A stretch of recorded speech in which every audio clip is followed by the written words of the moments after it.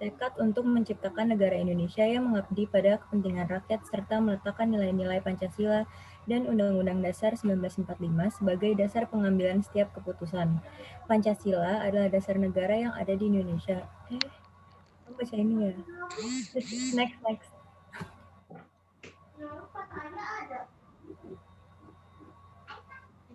Pancasila adalah dasar negara yang ada di Indonesia. Yang pertama kali mengusulkan Pancasila sebagai dasar negara adalah seorang proklamator yang bernama Insinyur Soekarno yang merupakan Presiden Republik Indonesia pertama kali. Oleh sebab itu, Pancasila bisa dikatakan sebagai sumber dari segala sumber bagi bangsa Indonesia, maka banyak kajian yang didapat dari kandungan pada setiap sila. Next. Pelaksanaan pemilihan umum yang kurang demokratis. Pada era Orde Baru sebenarnya telah mulai dijalankannya sistem pemilihan umum dengan asas langsung, umum, bebas, dan rahasia. Tetapi sejak tahun 1971 sampai 1997 tidak ada pergantian kekuasaan pada level pucuk pemerintahan dan hanya menteri-menteri saja yang mengalami perubahan di sana-sini. Selama lebih dari 30 tahun, Soeharto menjadi pemimpin di Indonesia tanpa sekalipun ada pergantian. Hal ini tidak sesuai dengan sila keempat Pancasila karena tidak memberikan kesempatan orang lain yang mampu untuk menduduki jabatan sebagai Presiden Republik Indonesia. Kekuasaan seakan-akan dimonopoli oleh kelompok yang itu-itu saja, serta tidak ada transparansi dalam pemerintahan. Kedua, pembatasan hak-hak politik rakyat. Tentu masyarakat tidak akan lupa mengenai kasus diberhentikannya izin beredar dari majalah Tempo pada Orde Baru. Alasan dibalik pencabutan izin peredaran majalah Tempo adalah karena pada saat itu majalah Tempo menerbitkan sebuah edisi majalah dengan salah satu artikel yang memuat tentang kritik terhadap pemerintahan Orde Baru. Pemberitaan kritik yang terdapat di majalah tersebut dianggap sebagai ancaman bagi negara. Hal tersebut dianggap sebagai ancaman karena apabila artikel tersebut dibaca oleh masyarakat, maka akan terjadi guncangan di masyarakat yang akhirnya akan mengakibatkan kestabilitasan negara dapat terganggu. Akhirnya pemerintah membuat keputusan untuk membredel majalah Tempo tersebut pada tahun 1982 dan 1994. 3. Terjadinya korupsi, kolusi, dan nepotisme. Pada pemerintahan Orde Baru diharapkan dapat membersihkan segala kegiatan KKN yang terjadi pada era Orde Lama. Tetapi ternyata pada pemerintahan Presiden Soeharto ini, praktik korupsi, kolusi, dan nepotisme atau KKN justru menjadi kasus yang paling terkenal dan dikenang oleh masyarakat sampai saat ini. Sampai-sampai era Orde Baru selalu diidentikan masyarakat dengan KKN. Tidak dapat dipungkiri bahwa praktik KKN yang terjadi di era ini sangat merajalela. Salah satu contoh praktik KKN yang terjadi di era Orde Baru yaitu praktik KKN yang dilakukan sendiri oleh mantan Presiden Soeharto yang menempatkan keluarganya keluarga cendana di posisi-posisi penting pada perusahaan-perusahaan besar di Indonesia pada waktu itu. Bahkan PBB dan Bank Dunia melaporkan bahwa mantan presiden tersebut tercatat sebagai pemimpin yang terkorup di dunia. 4. Adanya penembak misterius atau Petrus. Pemerintah membentuk suatu operasi yang diberi nama Operasi Pemberantasan Kejahatan atau OPK atau yang lebih dikenal sebagai sebutan Petrus, penembak misterius, yang beranggotakan aparat militer. Kerahasiaan para personil dari operasi ini sangat rahasia, bahkan sampai sekarang masih belum diketahui siapa saja yang menjadi anggota dari operasi ini. Tujuan dari operasi ini adalah memberantas preman-preman yang sudah tidak dapat ditangani oleh kepolisian. Bahkan polisi pun tidak dapat menangani preman-preman yang menjadi target utama di operasi ini karena pengaruh tokoh-tokoh preman tersebut. Next. Kelebihan Pancasila di era Orde Baru. Pelaksanaan Pancasila di era Orde Baru. Yang pertama, sukses transmigrasi. Dilaksanakannya transmigrasi pada era Orde Baru merupakan salah satu kelebihan yang terjadi pada era tersebut. Transmigrasi dilaksanakan dalam upaya untuk meratakan penduduk di Indonesia agar tidak hanya tinggal di daerah tertentu saja. Dengan adanya transmigrasi, tingkat kemiskinan di Pulau Jawa juga dapat teratasi dengan memindahkan sebagai penduduknya keluar Pulau Jawa dan memberikan tunjangan sebagai modal mereka untuk hidup di tempat yang baru, dan juga agar mereka yang melakukan transmigrasi dapat mendapatkan lahan yang layak untuk bertani. Beberapa pulau yang menjadi tujuan transmigrasi pada era Orde Baru antara lain Sumatera, Papua, Kalimantan, dan Sulawesi. Yang kedua, sukses swasembada pangan. Pemerintah Orde Baru pada sekitar tahun 1980-an mampu membuat Indonesia yang sebelumnya menjadi negara pengimpor beras terbesar menjadi negara yang mampu berswasembada beras dengan produksi beras yang mencapai 25,8 ton. Tidak hanya itu, Indonesia juga bahkan mampu mengekspor beras ke luar negeri dan sempat menjadi negara pengekspor beras terbesar di dunia. Hal ini merupakan salah satu prestasi yang luar biasa yang terjadi pada era Orde Baru tersebut. Pada era Orde Baru ini, bidang pertanian mendapatkan perhatian yang serius dari pemerintah karena sektor inilah yang dianggap mampu untuk meningkatkan perekonomian di Indonesia. Dengan suksesnya swasembada pangan pada era itu sekaligus juga telah meningkatkan tingkat kesejahteraan hidup petani. Suksesnya swasembada pangan ini juga berhubungan dengan diadakannya transmigrasi.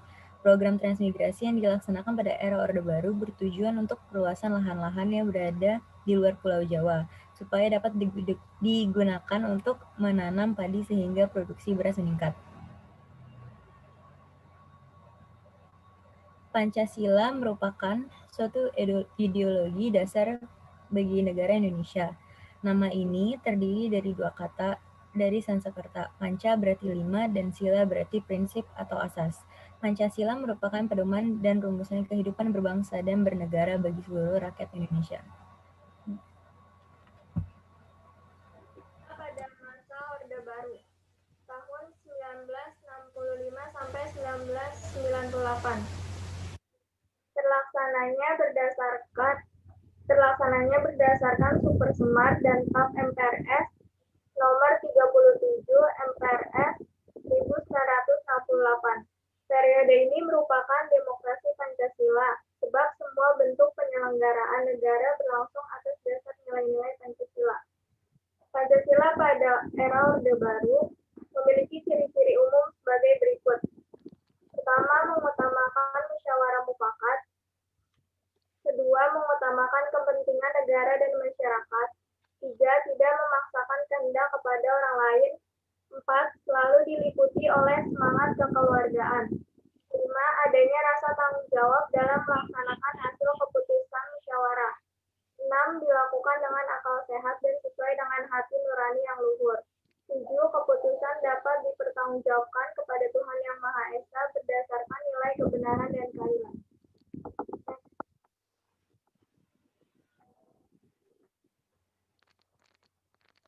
Orde Baru berhasil mempertahankan Pancasila sebagai dasar dan ideologi negara sekaligus berhasil mengatasi paham komunis di Indonesia. Akan tetapi, implementasi dan aplikasinya sangat mengecewakan. Beberapa tahun kemudian, kebijakan-kebijakan yang dikeluarkan ternyata tidak sesuai dengan jiwa Pancasila. Pancasila ditafsirkan sesuai kepentingan kekuasaan pemerintah dan tertutup bagi tafsiran lain.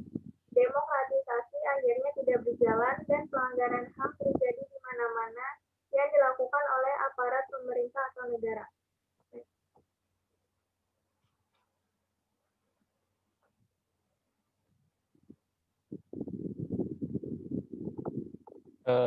Selanjutnya, pada masa Orde Baru ini, pelaksanaan Pancasila tidak sebaik yang diharapkan. Di Orde Baru ini masih saja terdapat berbagai penyimpangan dalam pelaksanaan Pancasila.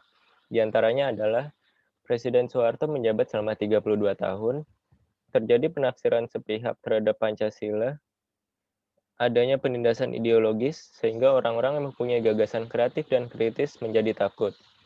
Yang keempat, adanya penindasan secara fisik seperti pembunuhan terhadap orang Timur Timur, Aceh, Irian Jaya, serta kasus Tanjung Priok.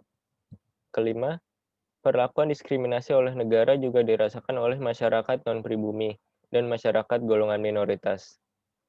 6. Pancasila digunakan sebagai alat politis. 7. Diterapkannya demokrasi sentralistik, yaitu demokrasi yang berpusat pada pemerintah. 8. Presiden melemahkan aspek-aspek demokrasi terutama pers karena dinilai dapat membahayakan kekuasaannya. Dan yang terakhir banyak terjadi KKN, yaitu korupsi, kolusi, dan nepotisme. Selanjutnya adalah materi asas tunggal. Asas tunggal Pancasila adalah penyeragaman dalam bidang ideologi yang dilakukan oleh pemerintahan Orba. Anggapan dasar Anggapan dasar Orba bahwa perbedaan ideologi adalah sumber perpecahan bangsa. Asas tunggal Pancasila dimaksudkan agar stabilitas politik dan keamanan nasional sebagai faktor terpenting bagi pembangunan nasional dapat terwujud. Oleh karena itu, semua kekuatan sosial politik dipaksa untuk mengubah dasarnya dengan Pancasila. Tentunya muncul istilah atau kebijakan asas Pancasila disebabkan situasi politik yang berkembang pada masa Orde Baru. Pada masa awal Orde Baru ini, yakni Orde yang dipimpin oleh Soeharto, meyakinkan bahwa Orde Baru yang dipimpinnya adalah pewaris sah dan konstitusional dari Presiden pertama. Dari khasanah ideologi Soekarno, pemerintah baru ini mengambil Pancasila sebagai satu-satunya dasar negara dan karena itu merupakan resep yang paling tepat untuk melegitimasi kekuasaannya.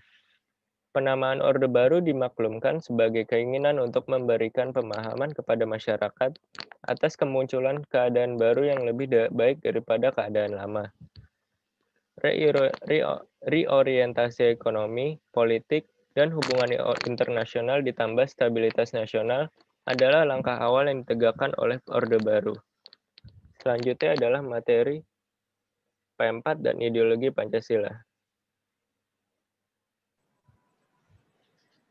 P4 atau Pedoman Penghayatan dan Pengamalan Pancasila atau disebut juga dengan Eka Prasetya Pancakarsa adalah sebuah panduan tentang pengamalan Pancasila dalam kehidupan bernegara semasa Orde Baru. Panduan P4 dibentuk dengan ketetapan MPR nomor 2 tahun 1978. Ketetapan MPR nomor 2 tahun 1978 tentang Eka Prasetya Pancakarsa menjabarkan kelima asas dalam Pancasila menjadi 36 butir pengamalan sebagai pedoman praktis bagi pelaksanaan Pancasila.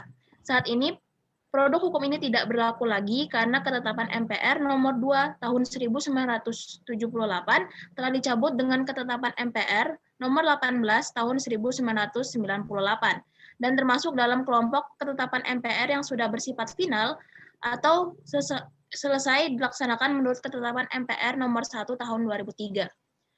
Dalam perjalanannya, 36 butir Pancasila dikembangkan lagi menjadi 45 butir oleh BP7. Tidak pernah dipublikasikan kajiannya mengenai apakah butir-butir ini benar diamalkan dalam keseharian warga Indonesia.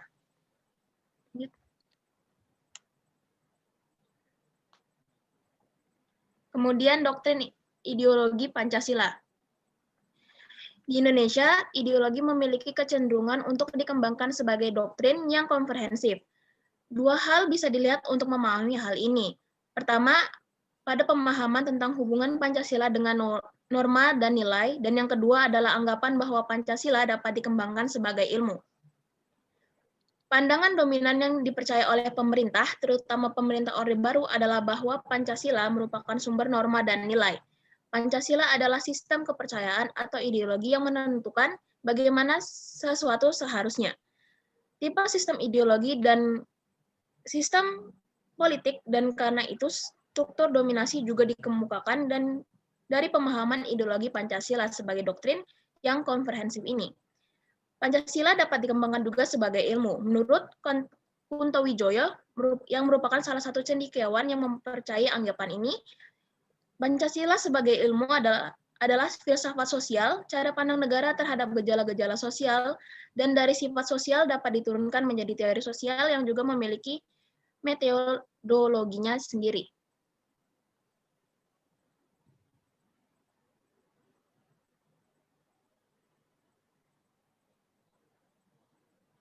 Lanjut, Denis.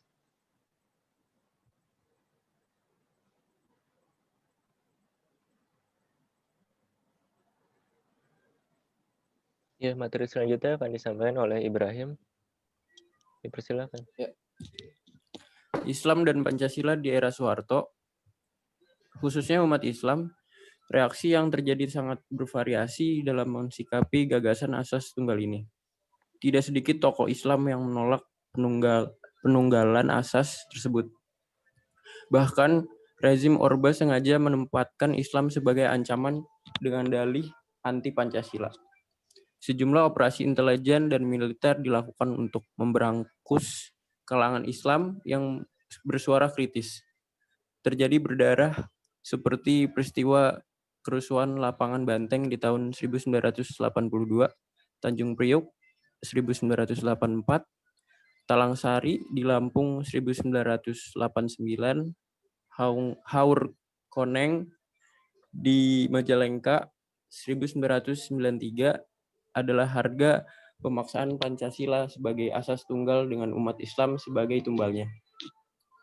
Agar politik Islam tetap eksis dalam sejarah perpolitikan di Indonesia, maka strategi yang dipilih adalah dengan mengembangkan politik Islam melalui jalur kultural atau budaya, dan penekanan upaya membangun kapasitas politik masyarakat melalui strategi islamisasi masyarakat dalam negara nasional.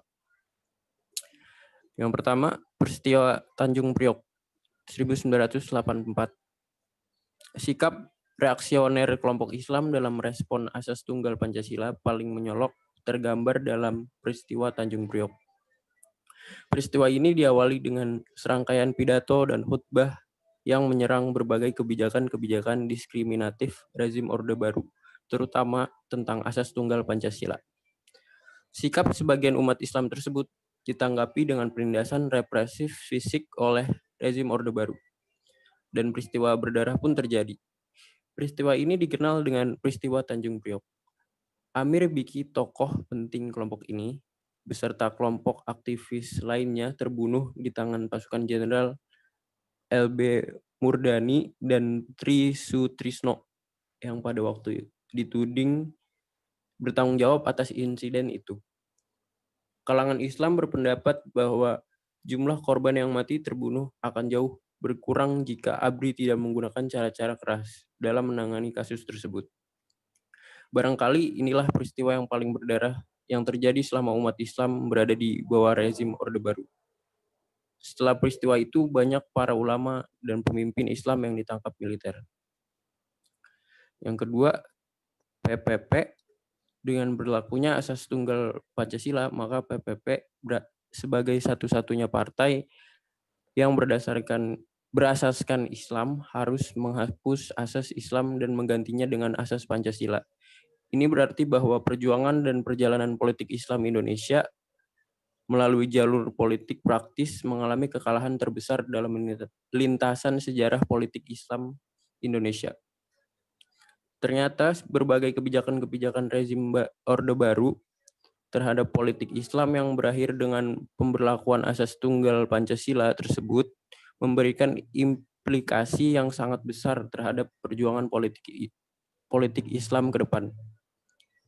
Setelah tidak berhasil dengan strategi islamisasi negara demi masyarakat karena ditekan habis oleh rezim Orde Baru, pada akhir 1970-an muncul satu generasi Islam dengan mutu intelektualitas yang lebih baik, dengan pemikiran-pemikiran yang lebih modern. Mereka melontarkan gagasan-gagasan yang berbeda dengan pendahulu-pendahulu mereka. Yang ketiga, gerakan kaum muda Muslim. Dikeluarkannya kebijakan asas tunggal Pancasila ini juga berdampak pada gerakan kaum muda Muslim terbesar dan paling berpengaruh, yakni Himpunan Mahasiswa Islam atau HMI. Keharusan HMI untuk merubah dan menerima asas Pancasila berakibat fatal karena menyebabkan HMI terpecah menjadi dua kubu, yaitu HMI Dipo atau Diponegoro inisial karena bersekretariat di Jalan Diponegoro, Jakarta, dan HMI MPO, Majelis Penyelamat Organisasi, yang pada akhirnya HMI Dipo menerima asas Pancasila, meski setelah reformasi asasnya kembali ke Islam. Sedangkan HMI MPO tetap mempertahankan asas Islamnya. Awalnya hanya peristiwa politik yang menyebabkan perpecahan, tetapi kemudian berkembang menjadi perpecahan kelembagaan yang kemudian masing-masing berjalan dengan sistem penjelasan yang dirumuskan agar tetap survive. HMI Dipo merumuskan dan melakukan penyesuaian terhadap pola-pola yang dikembangkan oleh penguasa, sedangkan HMI MPO harus mengeluarkan energi ekstra untuk merumuskan konsep-konsep, pola-pola, dan sistem penjelasan organisasi, penjelas organisasi. Terima kasih. Iya, baik. Sekian presentasi dari kelompok kami. Kita buka sesi pertanyaan, 5 pertanyaan. Ada yang ingin bertanya? Dua sesi kan? Iya, buat 2 sesi. 5 pertanyaan untuk sesi pertama. Iya, Rini. Iya, Rini. Ya, saya mau bertanya kan dari yang selama ini kita tahu kan Orde Baru itu selalu menjadi kayak rapor merah dalam masa politik Indonesia gitu kan. Cuman kenapa sampai sekarang tuh sering muncul kayak meme gitu yang kayak enakan zamannya Orba ya atau enak zaman UI daripada zaman sekarang gitu loh. Itu kenapa? Terima kasih. Oke, kenapa banyak meme yang menggambarkan bahwa zaman Orba lebih enak? Zaman gitu loh. Iya, menggambarkan zaman Iya, Orba ya. lebih enak daripada zaman sekarang kan. Iya. Terima kasih. Iya, makasih. Kak Denis. Kak Denis mau bertanya dong. Oke, Denis dulu Pak. Oh, ya udah duluan. Dan aja nggak apa-apa. Nggak bisa lihat mukanya. Gladys. Mau nanya kenapa pengamalan 45 butir Pancasila kajiannya terhadap warga Indonesia nggak pernah dipublikasikan? Apa karena warga Indonesia nggak pernah mengamalkan atau bagaimana? Terima kasih. Gimana tadi? Pengamalan? Kenapa kenapa pengamalan 45 butir Pancasila nggak pernah dipublikasikan kajiannya gitu? Oke, terima kasih.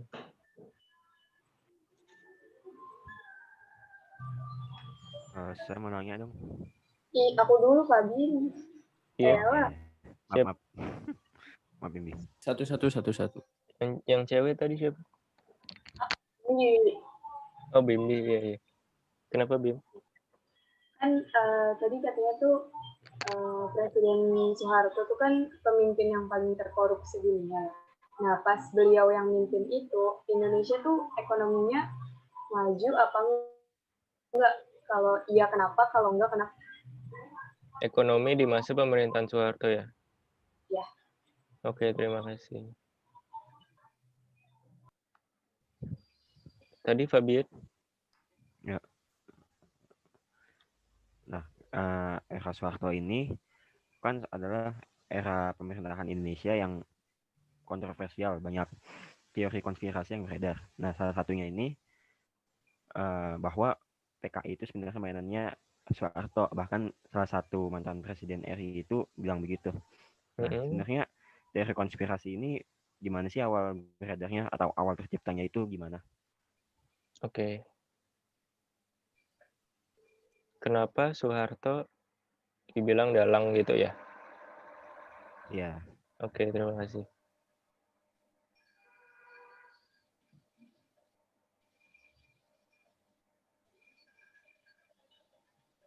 Satu pertanyaan lagi.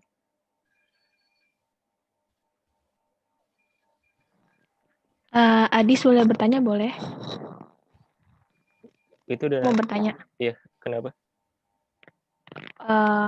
Jadi aku mau bertanya, kan pada masa Pak Soeharto itu media kan dibatasi. Nah, apa dampaknya dari pembatasan media pada era Soeharto tersebut? Terima kasih. Gimana? Dampak pembatasan media pada era Soeharto. Oke, terima kasih.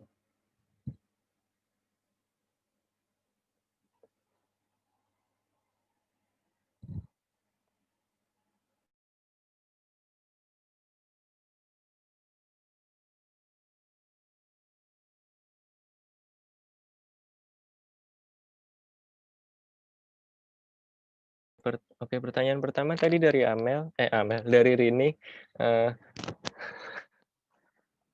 Kenapa banyak yang menggambarkan berupa meme atau jokes itu zaman Orba lebih enak daripada zaman sekarang?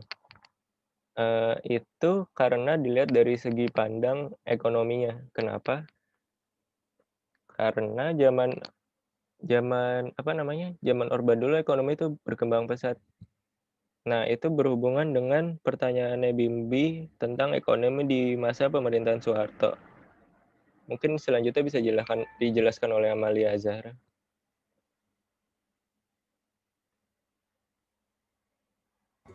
Jadi ekonomi Indonesia berkembang pesat meskipun hal ini terjadi bersamaan dengan praktik korupsi yang merajalela negara ini. Jadi itu berkembang pesatnya itu karena korupsinya juga. Selain ya itu.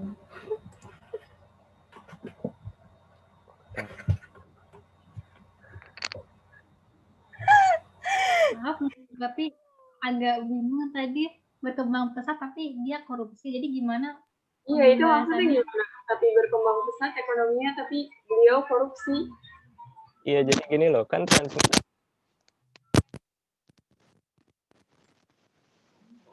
Adonis, maaf, gak ada suaranya.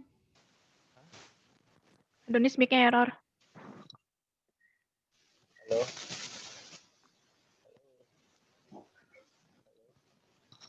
Aku nggak sih? Halo. Dengeran. Udah. Oh, udah. Jadi kenapa dibilang pesat tapi korupsi itu, kan kita berhasil swasembada pangan tadi dijelasin. Kita berhasil meningkatin nilai ekspor. Nilai ekspor kita lebih besar daripada nilai impor kita. Nah, terus tapi emang di dalam negeri korupsi tetap jalan gitu loh. Jadi itu tuh nggak berbanding lurus. Maksudnya kalau misalnya kita korupsi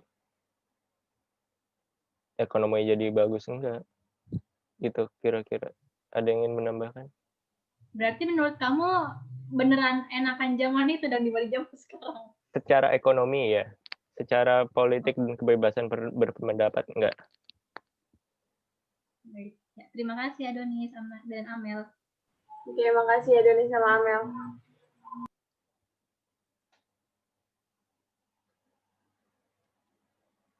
Terus pertanyaannya Fabian. Kenapa Soeharto dibilang dalang G30 SPKI? Karena dia nggak mati.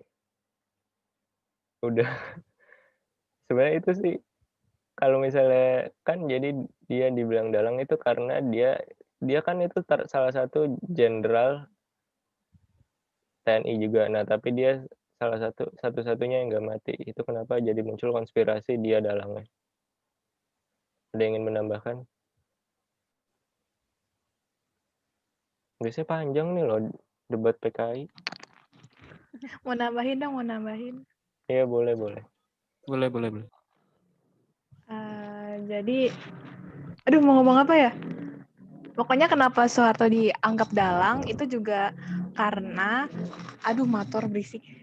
Karena juga setelah itu kan keluar tuh Super Semar tuh. Super Semar yang mengakibatkan beliau naik kan, itunya pamornya, jadinya beliau akhirnya jadi presiden kan. Nah, jadi dicurigai kalau dalangnya itu Pak Soeharto karena dia menginginkan jabatan menjadi presiden. Ada yang berpendapat gitu juga soalnya. Tambahin dong. Ya, Super Semar itu kan setahu saya juga belum jelas gitu kan. Keasliannya itu belum jelas. Padahal di dalam Super Semar itu penting banget isinya kan yang menyatakan kalau Soeharto itu jadi presiden selanjutnya. Jadi mungkin dari situ bisa dicurigai kenapa Soeharto jadi dalang PKI gitu. Iya betul, Super Semar yang asli nggak ada. Maksudnya nggak tahu di keberadaannya di mana. Yang disimpan di Arsip Nasional itu versi yang entah versi yang mana. Banyak banget versinya. Kalau nggak salah ada 4 versi deh.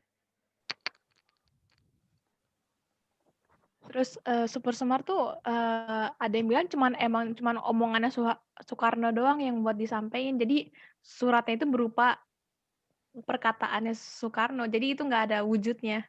Ada yang bilang gitu juga.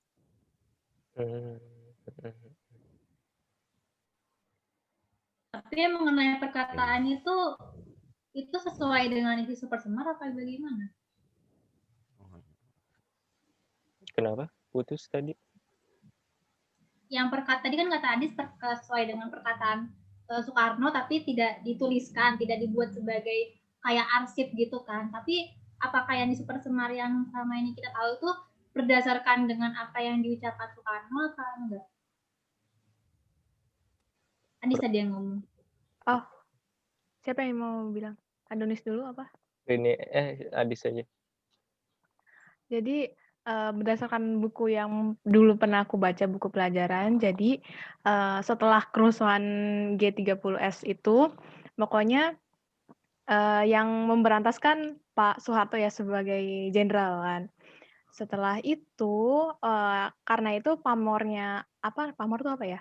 Kayak itunya, jadi tuh yang lebih populer tuh, ya, popularitasnya itu Soeharto tuh lebih tinggi daripada Soekarno.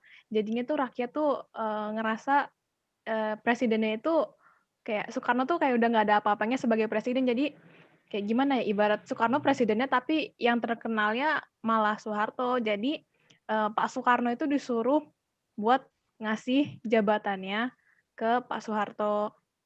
Ngasih jabatannya karena rakyat juga udah lebih percaya dengan Pak Soeharto. Nah, habis itu sebenarnya Pak Soekarno tuh nggak mau nyerahin begitu aja, kayak ih itu siapa, kan saya presidennya gini-gini. Akhirnya dibujuk, akhirnya keluarlah Super Semar gitu sih dari buku pelajaran dulu yang pernah aku baca. Berarti jatuhnya jadi kayak keinginan rakyat juga dong, naiknya Soeharto. Karena keinginan rakyat tadi. Nggak ujuk-ujuk ke pribadi juga. Keinginan pribadi dia doang. Berarti dalangnya rakyat. Mau nambahin. Enggak, berarti kan si Soeharto juga yang ngebuat skenario itu loh. Jadinya kayak menggiring masyarakat buat ngedukung dia gitu sih. Menggiring opini gitu. Iya, betul.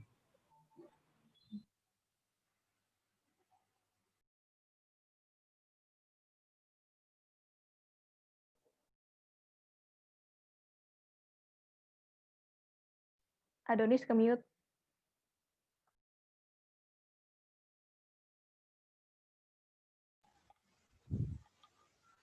Tes.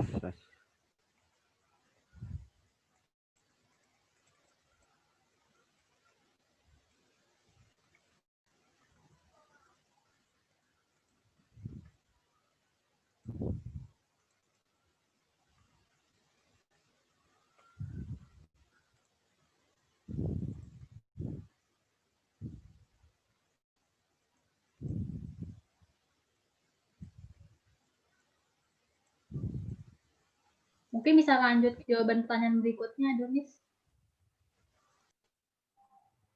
Dewi. Silahkan kalau ada mau nanya. Saya akan coba jawab pertanyaan Adis ya. Kenapa?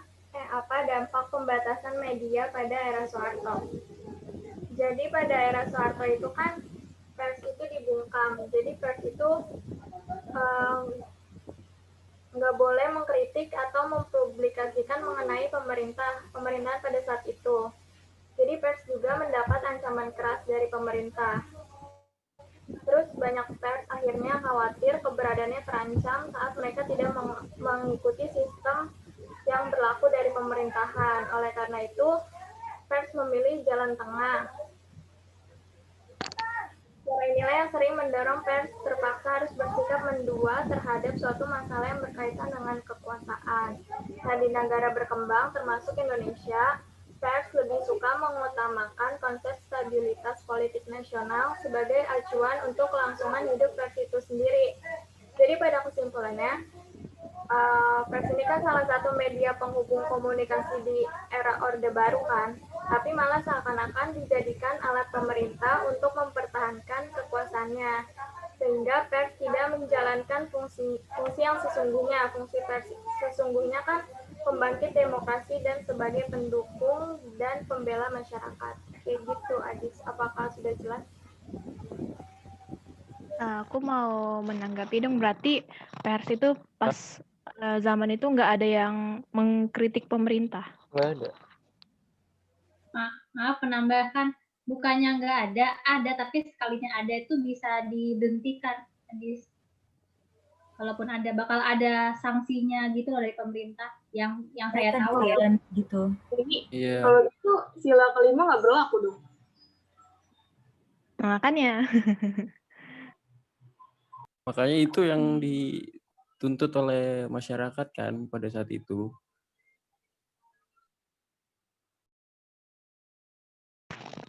Ya oke deh, Dewi Bella udah jelas. Makasih. Ya, sama-sama.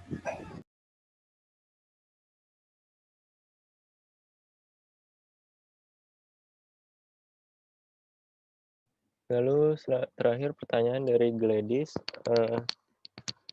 kenapa pengamalan 45 butir Pancasila tidak pernah dipublikasikan kajiannya? Maksudnya tidak pernah dipublikasikan kajiannya itu gimana ya?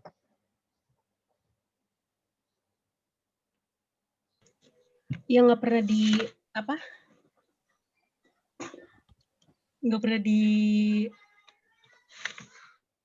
maksudnya apa karena warga Indonesia itu nggak benar-benar pernah mengamalkan atau gimana gitu, jadi nggak berani dipublikasikan.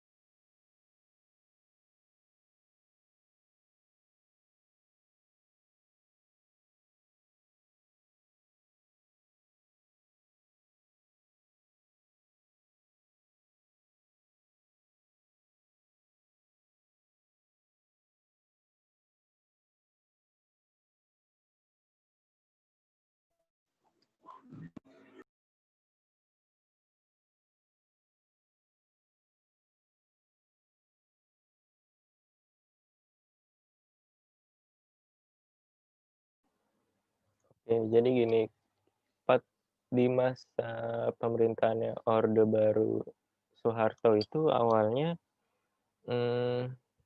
butir Pancasila itu berjumlah 36. Lalu saat ini menjadi 45 butir.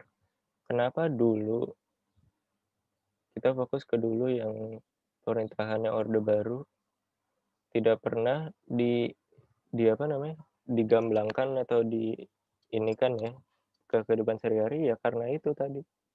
Karena Soeharto takut kalau apa ya?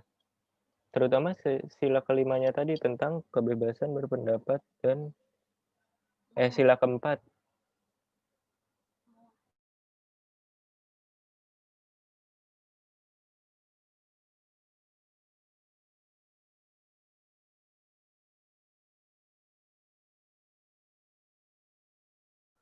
Oh, nggak jadi ralat revisi. Justru kata ibu saya, di zaman Soeharto, sekolah zaman dulu itu semua anak-anaknya itu harus menghafal 36 butir Pancasila tersebut. Jadi kalau misalnya tidak dipublikasikan, menurut saya, menurut ibu saya itu salah. Karena semua anak sekolah harus menghafal. Harus paham ya. Iya. Atau ada anggapan lain? Gitu ya. Apa beranggapan seperti itu? Oh iya, paham. Makasih ya, Donis. Iya, sama-sama. Izin menambahkan boleh nggak? Iya, boleh banget. Saya juga diberitahukan sama ayah saya kalau pada zaman Soeharto tuh justru ya pendidikannya ya kayak terutama yang 45 butir Pancasila ya emang harus hafal kan. Jadi menurut saya kalau justru malah terjadi penurunan gak sih di masa sekarang ini melihat generasi yang baru sekarang gitu kan. Anak-anaknya kayak agak kurang gitu memahami Pancasila gitu. Jangankan 45 butir, 5 butir aja masih ada kan yang nggak paham artinya apa gitu kan, nggak dijunjung tinggi gitu. Jadi ya kita sebagai mahasiswi juga harusnya lebih paham dan mengajarkan kepada generasi selanjutnya gitu untuk lebih mengerti gitu kan. Kalau ada yang mau nambahkan boleh. Berarti itu yang di PowerPoint itu kurang tepat dong. Yang di slide berapa? Jadi bukan karena ya kenapa? Nggak tahu yang di slide berapa Ada lupa, nih. tapi kan ada tulisan. Tapi masih belum diketahui, masih belum ada publikasi mengenai pengamalan-pengamalan butir-butir tersebut di kehidupan sehari-hari. Oh, ini bentar.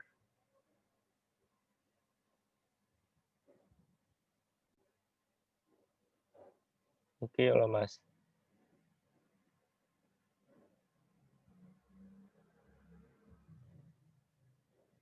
Nah, enggak bener. Nah, ini 45 butir oleh BP7. Kalau yang dulu itu 36 butir. Itu di tahun 1978 di era Soeharto. Nah, kita ngomong 36 butir kan. Kalau 45 butir itu yang baru-baru ini, yang setelah tahun 2003, setelah revisi ini. Nah, kalau yang ini, benar kata yang sekarang, nggak diajarin lagi kan 45 butir. So, dia SMA, Iya. di SMA Anda diajarin, disuruh hafal. Tidak. Oh iya, maaf, kurang fokus. Berarti yang mengenai 46 butir itu sudah bukan Orba lagi ya, sudah masuk reformasi ya? Udah ini hasilnya reformasi. Ini 2003, Ketap MPR. Iya. Nomor berapa nih? Nomor 2003. Begitu. Berarti eranya siapa ya? Gus Jadi Dur bukan ya? karena takut ada kejatuhan pemerintah saat itu ya? Kenapa?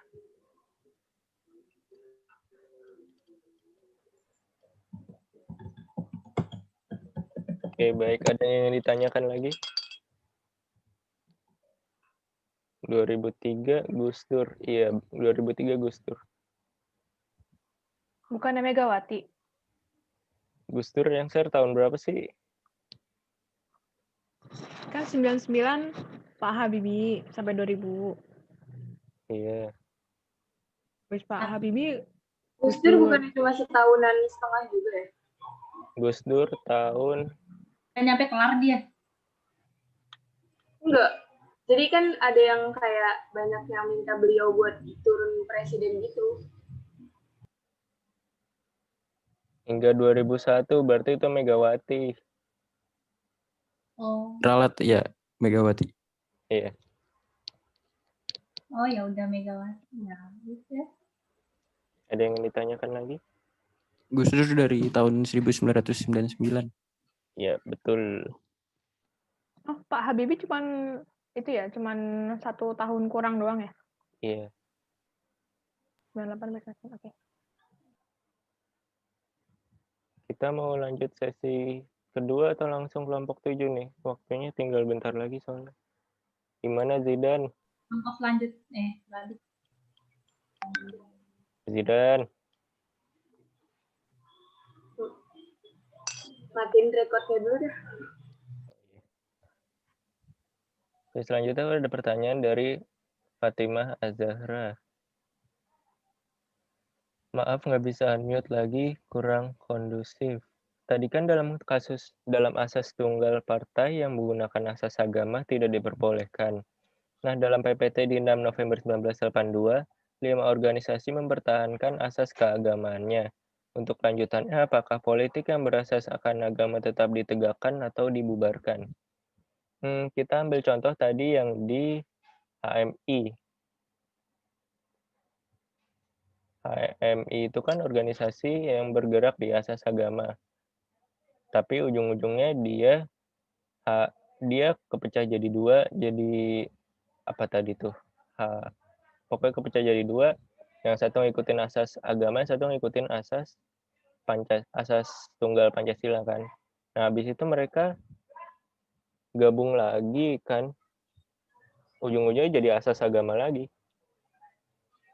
Jadi kayak nggak pecah lagi. Pecah jadi DIPO sama MPO ya?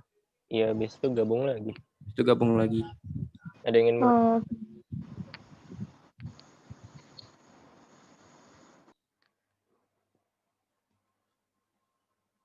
tapi itu semua agama atau agama Islam aja? fokus kita di agama Islam aja. Islam. Oke, terima kasih. Ya, sama-sama. Ya, sama-sama. Oke, mungkin kita, ini Aji ingin bertanya lagi. Kan Jenderal Besar Ahmad Haris Nasution yang merupakan jenderal yang selamat dari G310 PKI, beliau sebagai yang... Abdul Haris, Mas. Iya, Abdul Haris. Tadi ngomongnya Ahmad Haris. Astagfirullah. Abdul Haris Nasution yang merupakan jenderal yang selamat dari G30 SPKI. Beliau sebagai yang lebih senior dan berpangkat jenderal besar saat itu. Kenapa bukan beliau yang menjadi presiden? Mengapa Soeharto? Ya karena Super Semar.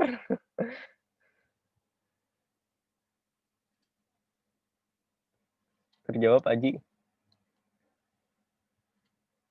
Orang yang dapat titah langsung dari Soekarno ya Soeharto. Atau ada yang ingin menambahkan?